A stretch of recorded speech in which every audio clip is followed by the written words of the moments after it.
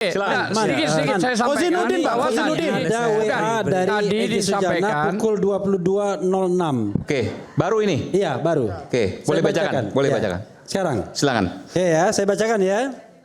Ini Nonton ini berarti ya? ya. Oke. Pukul 22.06. Demi Allah, subhanallah wa ta'ala, saya ke rumah Pak Joko Widodo atas himbauan banyak pihak dengan segala kepentingan mereka.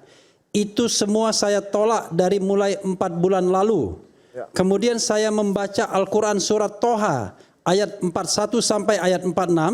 Intinya Allah perintah pada Nabi Musa dan Nabi Harun untuk datangi Fir'aun.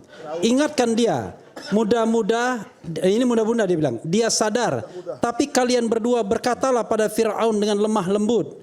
Lalu Musa khawatir, takut. Kemudian Allah menjaminnya, jangan takut. Itulah alasan ideologi saya mau berkunjung ke JKW. Bagi yang tidak percaya, no problem, best. Persis. Rasanya nggak mungkin orang sakit. Saya kira sebentar. saya berikan waktu bentar dulu. Bentar, Bang.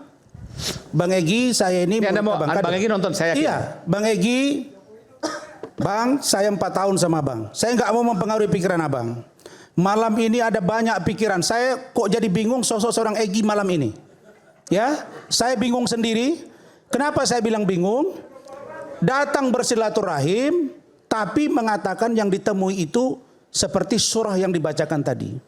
Saya kira apa yang dilakukan hari ini oleh gerakan-gerakan ini, mohon maaf, terhadap yang dialami Pak Jokowi mungkin hampir sama. Bagaimana ganasnya serangan itu kepada Pak Jokowi. Saya kira, saya boleh bantah malam ini, mohon maaf Bang Egy. Saya tidak yakin kedatangan Abang ke rumah Pak Jokowi ketika Abang bertemu dengan seorang Fir'aun dalam Quran tersebut. Bang, Abang jujur malam hari ini. Banyak hal yang kita bicara berdua Bangku.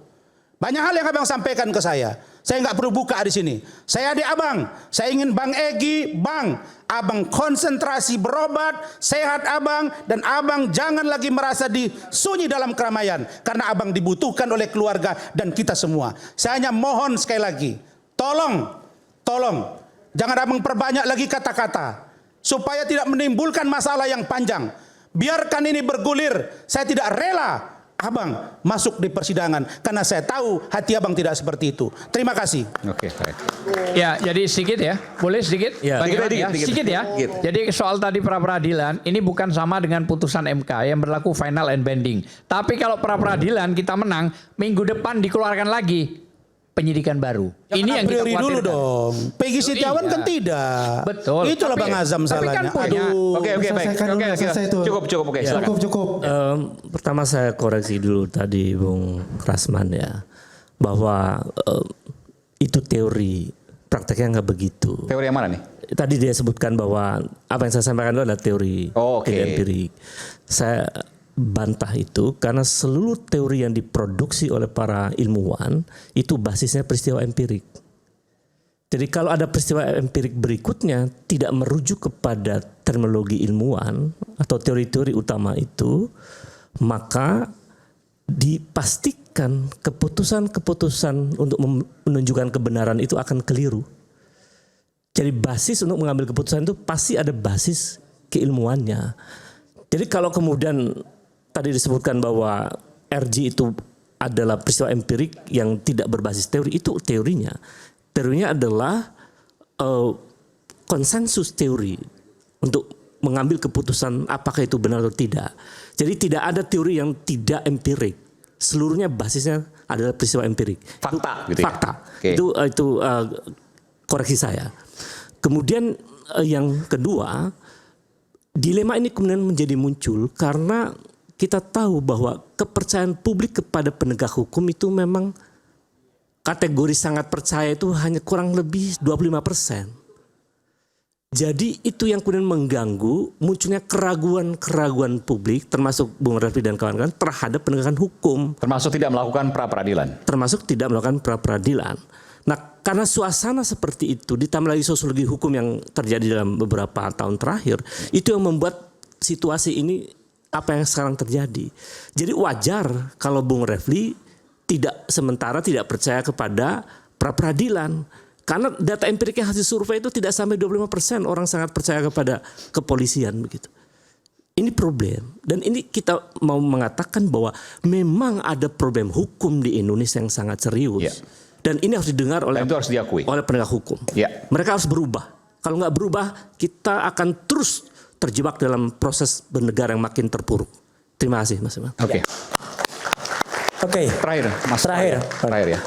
Kita dari jam 7 sampai harus jam 11 ini ya. 4 jam. 4 jam ini luar biasa, ya sangat panjang. Tapi hampir kita melupakan sesuatu. Hari ini, Bang Aiman dan seluruh pemirsa di seluruh Indonesia, hari ini rakyat telah memenangkan satu kali lagi. Tadi siang, Pak Bonatua, Pak Bonatua Silalai dalam sidang di Komisi Informasi Pusat sudah berhasil memenangkan, dan komisioner di KIP itu sudah membolehkan untuk akhirnya memerintahkan KPU, ada KPU di 5 wilayah, yaitu KPU Pusat, KPU DKI, kemudian itu KPU Pusat 2 kali, KPU DKI sekali tahun 2012, KPU Pusat tahun 2014-2019, dan KPU di Solo tahun 2005-2010 untuk membuka semua yang disembunyikan atau yang dikecualikan dalam kopi ijazah. Ini yang Bonatua ya? Bonatua. Hari ini ya. Artinya, apa yang nanti terjadi? Dengan ada yang nanti dibuka seperti ini, alhamdulillah, kami sudah menitik lagi. Ada beberapa perbedaan yang krusial. Baik itu pada legalisasi maupun pada tanda tangan yang lain.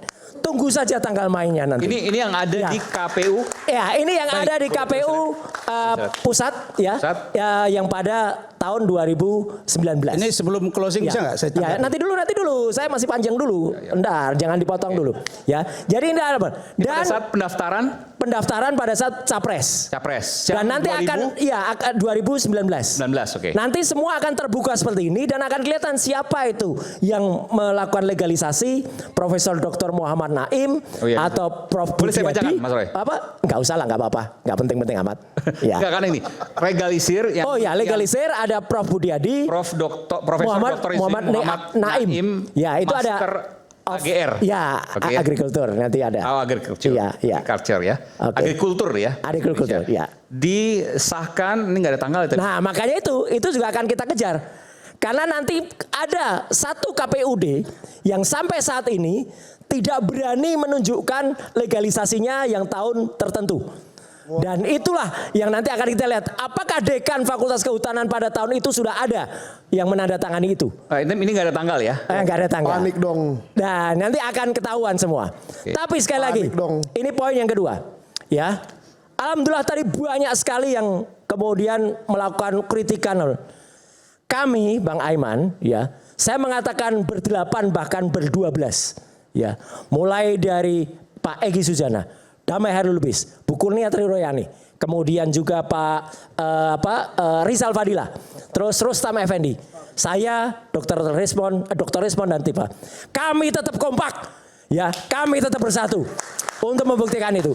Ini apa yang terjadi malam hari ini, Bang Egy, nggak usah khawatir. Kami tetap membela Bang Egy, ya. Kami menanyakan makanya kau pecundang atau pejuang itu adalah untuk mengetuk hati Bang Egy, dan jawabannya jelas tadi. Jam 10 lebih tadi Bang Egy sudah menjawab itu memang palsu, tidak ada maaf-maafan. Kami bersama semuanya. Ini persis Bang Aiman. Kalau kita lihat ini negara kita itu sama seperti sedang dikacau zaman VOC dulu, zaman Belanda dulu, zaman Kompeni dulu. Diacak-acak oleh termol-termol ini. Ya, diacak-acak oleh orang yang bersembunyi di balik ini dan belum mau tanya. Tadi katanya pengantin tadi itu. Ya, lawan kita satu itu. Ya, bukan Anda, Bang Egy. Jadi kita tetap sama. Insya Allah meskipun kuasa hukum kami yang beda-beda, memang karena kuasa hukum kami itu pemikirannya lain-lain. Boleh, tidak ada soal. Dan kami terus mengatakan, di saat kita ribut, jangan-jangan orang yang sebenarnya kita lawan itu malah sedang bersenang-senang begini. Nah, ini orang ini loh ya, bukan siapa-siapa. Orang ini namanya seorang kakek, namanya kakek Sugiono. Ya, saya nggak tahu dia mirip siapa, saya nggak tahu ya, gitu. Tapi artinya apa? Kita tidak boleh kemudian terpecah belah. Gini, kita nggak boleh terpecah belah. Kita harus satu. Dan itu kalau dalam cerita pewayangan, bumi goncang-gancing, langit kelap-kelap, ya. Indonesia sedang dikacau oleh para termul. Wah, ini para termul. Pancai kosong, nyaring bunyinya. Boleh nggak saya Apa bantai? itu nggak usah sebelum Jangan suka motong-motong wayang-wayang nih. Itu otak kosong itu ya. Ini termul ini, ya. Bahkan termul ini jelas siapa yang memerintah mereka. Ya, Petro, bahkan pakai ngajak-ajak gajah kerdil sekarang. Ya, ini ada gajah kerdil. Padahal jelas Allah Subhanahu wa taala mengatakan dalam surat Al-Fil, ya, iya Ustadz, memang Ustadz, ya, menyerah itu nggak salah. itu nggak sopan itu ya. Gitu. Nah, kamu juga nggak sopan. Artinya apa? Nah, artinya saya mengimbau Ustadz kepada baru. seluruh Pak. Ini yang namanya buto ini. Ini adalah lawan-lawan kita. Di belakangnya Petro ini jelas ada buto ini. Iya, ini ada buto ini. Dan mereka yang dihancurkan. Karena mereka yang menghancurkan Indonesia. Jadi Ustadz sekali lagi, baru. ya, Bang Aiman dan seluruh rakyat Indonesia. Nggak bisa Ustadz baru. Mari kita lihat dan Sayang kita sekali bungkam jadi Ustadz baru. mulut pembohong itu dan termasuk bisa juga ngaji. yang dilaporkan Saya itu. Ustadz. Selesai. Kita akan kembali minggu depan. Tetaplah bersama kami di Rakyat Bersuara pekan depan hari Selasa. Salam.